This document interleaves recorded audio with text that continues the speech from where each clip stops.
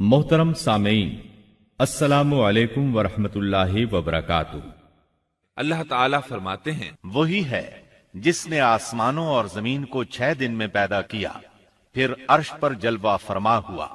وہ خوب جانتا ہے اس چیز کو جو زمین میں جائے اور جو اس سے نکلے، اور جو آسمان سے نیچے آئے، اور جو کچھ اس میں چڑھ کر جائے، اور جہاں کہیں تم ہو وہ تمہارے ساتھ ہے، اور اللہ تمہارے اعمال کو دیکھ رہا ہے۔ اسی طرح اللہ تعالیٰ سورہ ہود آیت 7 میں فرماتے ہیں، اور اللہ ہی وہ ذات ہے جس نے 6 دن میں آسمانوں اور زمین کو پیدا فرمایا، اور اس کا عرش پانی پر تھا۔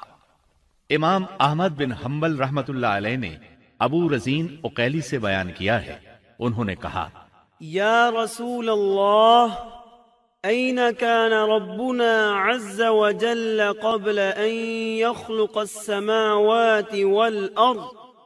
فقال صلى الله عليه وسلم، كان في عماء ما فوقه هواء وما تحته هواء ثم خلق عرشه على الماء۔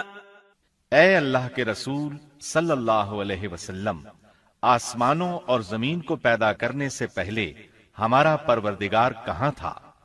آپ نے فرمایا عما میں تھا، یعنی اللہ کے سوا کچھ بھی نہ تھا، نہ اس کے اوپر ہوا تھی اور نہ اس کے نیچے ہوا تھی، مطلب یہ کہ کچھ نہ تھا، پھر اس نے پانی پر اپنا عرش پیدا کیا۔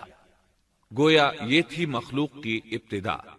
امام احمد، امام ترمذی، امام ابو داود اور بہت سے دوسرے محدثین رحمہم اللہ نے سیدنا عبادہ بن صامت رضی اللہ عنہ کی روایت بیان کی ہے۔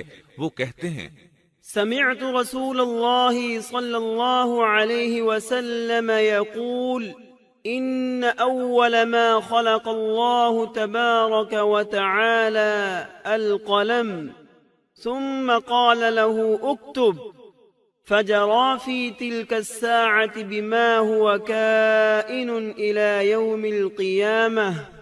میں نے رسول اکرم صلی اللہ علیہ وسلم کو فرماتے ہوئے سنا، آپ فرما رہے تھے، بلا شبہ اللہ نے سب سے پہلے قلم کو پیدا کیا، پھر اللہ نے اس کو حکم دیا لکھ، چنانچہ وہ اسی وقت چل پڑا اور قیامت کے دن تک ہونے والی ہر چیز لکھ دی۔ یہ اللہ تعالی کا علم تھا جس کو قلم نے اس کے حکم کے مطابق لوح محفوظ پر لکھا۔ امام مسلم رحمت اللہ علیہ نے سیدنا عبداللہ بن عمرو بن عاص رضی اللہ عنہما کی روایت بیان کی ہے۔ اس میں سب سے پہلی چیز کے بارے میں وضاحت کی ہے، اور جمہور فقہا کی رائے بھی یہی ہے۔ عبداللہ بن عمرو رضی اللہ عنہما بیان کرتے ہیں، سمعت رسول اللہ صلی اللہ علیہ وسلم يقول كتب الله مقادير الخلائق قبل أن يخلق السماوات والأرض ب50,000 سنة قال وعرشه على الماء۔ میں نے سنا آپ فرما رہے تھے، اللہ تعالیٰ نے آسمان و زمین کی پیدائش سے 50,000 سال پہلے تمام مخلوقات کی تقدیریں لکھ دیں، اور اس وقت اس کا عرش پانی پر تھا۔ اس حدیث مبارک سے واضح ہو گیا کہ سب سے پہلے پانی اور پھر پانی پر عرش پیدا کیا گیا، پھر قلم کی پیدائش ہوئی، اس نے تقدیر تحریر کی، پھر آسمان اور زمین کی تخلیق ہوئی۔ اور جس حدیث میں آیا ہے کہ ابتدا میں قلم کو پیدا کیا گیا، اس کا مطلب یہ ہے کہ اس جہان کی مخلوقات میں سب سے پہلے اس کا نمبر ہے، نہ کہ باقی تمام جہانوں کی مخلوقات میں پہلا نمبر ہے۔ اور اس کا تذکرہ بخاری شریف کی اس حدیث میں ہے۔ قال اہل اليمن لرسول اللہ صلی اللہ علیہ وسلم جئناك لنتفقه في الدين وليسألك عن أول هذا الأمر ما كان، قال كان الله ولم يكن شيء قبله وكان عرشه على الماء وكتب في الذكر كل شيء وخلق السماوات والأرض۔ یمن سے آئے ہوئے ایک وفد نے رسول اللہ صلی اللہ علیہ وسلم سے کہا، ہم آپ کے پاس دین کی سمجھ اور ابتدائے خلق کے بارے میں پوچھنے کے لیے آئے ہیں، یہ کہ سب سے پہلے کیا چیز تھی؟ آپ نے فرمایا اللہ تھا، اس سے پہلے کوئی چیز نہ تھی، اس کا عرش پانی پر تھا، پھر اس نے لوح محفوظ پر ہر چیز لکھ دی اور آسمان اور زمین کو پیدا کیا، یعنی ابتدا میں پانی پر عرش کی تخلیق ہوئی، پھر قلم کی پیدائش ہوئی، اس نے سب کچھ لکھ دیا۔ علماء کرام کا بیان ہے، قلم کے فوراً بعد لوح محفوظ کو پیدا کیا گیا، چنانچہ قلم نے لوح محفوظ میں ہر چیز لکھ دی۔ اس کے بعد کائنات کی باقی مخلوقات اور آسمان و زمین کی پیدائش معرض وجود میں آتی گئی۔ اشیاء کی پیدائش والی ترتیب میں علماء کرام کے کئی اقوال ہیں، اور ہم نے آپ کے سامنے جمہور علماء اور فقہا کی پسندیدہ اور راجح ترتیب پیش کی ہے۔ آسمان اور زمین کی مخلوقات کی ترتیب کیا ہے، اس بارے میں امام مسلم رحمت اللہ علیہ نے سیدنا ابو ہریرہ رضی اللہ عنہ کی روایت پیش کی ہے۔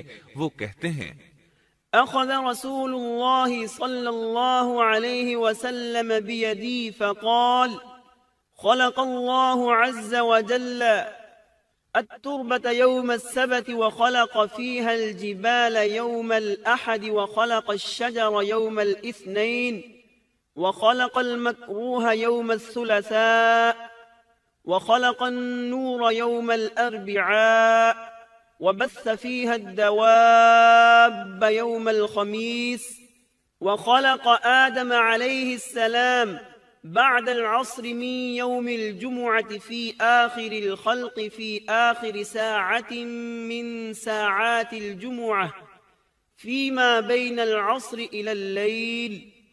نبی اکرم صلی اللہ علیہ وسلم نے میرا ہاتھ پکڑا اور فرمایا، اللہ تعالیٰ نے ہفتے کے دن مٹی کو پیدا کیا، اتوار کے دن زمین میں پہاڑ، پیر کے دن درخت، منگل کے دن تکالیف، مصائب، جراثیم اور بیماریاں، بدھ کے دن نور کو، جمعرات کے دن زمین میں چوپایوں کو پھیلا دیا، اور تمام مخلوقات میں جمعے کے دن کی آخری گھڑیوں یعنی عصر سے رات کے درمیان میں آدم علیہ السلام کو پیدا کیا۔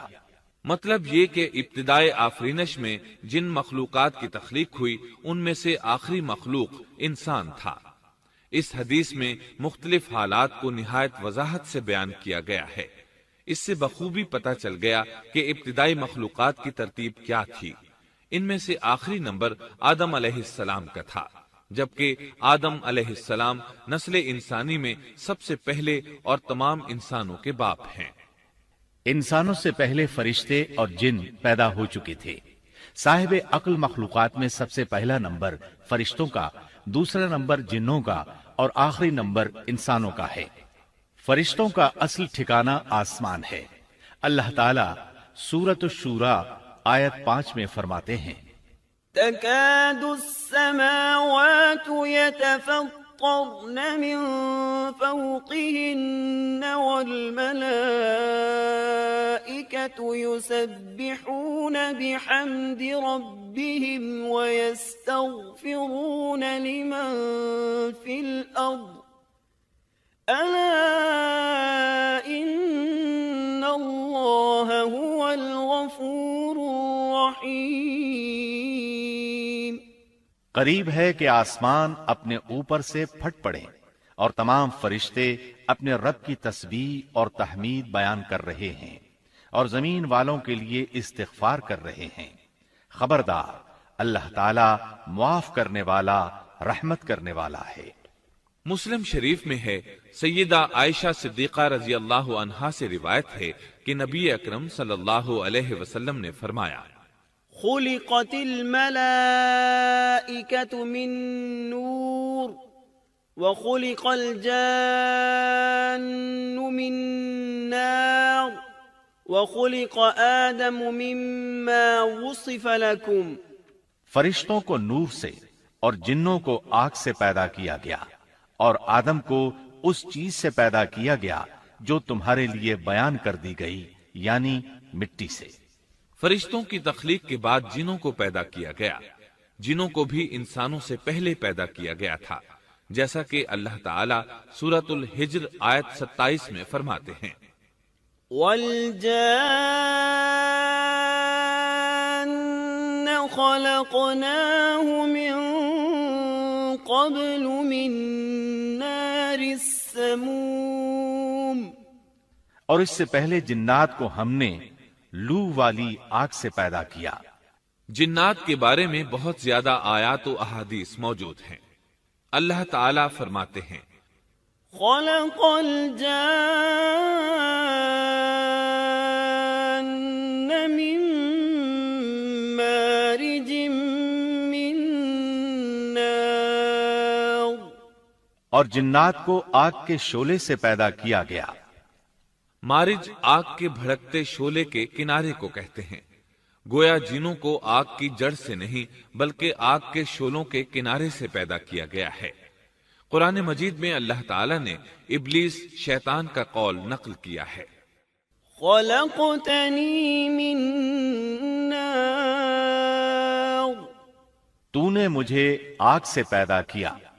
اسی طرح پہلے بھی بیان ہو چکا ہے کہ اللہ نے فرمایا، وَالْجَانَّ